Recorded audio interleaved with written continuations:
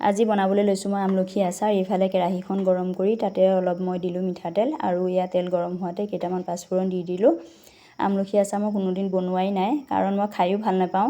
সেইকাৰণে মই আমলখি আচাৰ নবনাওঁ, এইবাৰ প্ৰথম বনাব লৈছোঁ। মানে ওচৰৰ বাইদেউ এজনীয়ে সিহঁতৰ ঘৰতে আমলখি গছ আছে, আমলখিখিনি ধুনীয়াকৈ 2-3 দিন বোলে নিমখত থৈ দিছিলে, থৈ পেলাই ৰ'দত শুকুৱাই আনি তাৰপৰা মোক দিছেহিহে, কৈছে তই বনাচোন আমলখি আচাৰ, মোকো অকণমান দিবি তাৰ পৰাই। মই বোলো কোনোদিন বনাই পোৱা নাই নহয়। কৈছে বনা দে, একো নহয় তই পাৰিবি। তাকে এয়া বনাবলৈ চেষ্টা কৰিছোঁ। এয়া তেলতে আমলখিখিনিও দি লৈ এয়া মই ভাজি আছোঁ অলপ পৰ।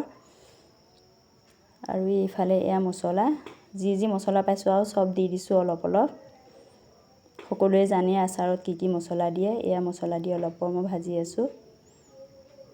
আমলখি আচাৰটো খাবলৈ ভালেই লাগে, কিন্তু মইহে ইমান ভাল নাপাওঁ। এইফালে এয়া ৰেড চিলি অকণমান দি দিছোঁ কালাৰটো ভাল হ'বৰ কাৰণে। এইফালে এয়া হৈছেহি। আৰু আচাৰটো বনাওঁতে প্ৰথমে মই তেলটো কমাই দিছোঁ, কাৰণ তেল কম আছিলে, পাছত দি থাকিম আৰু।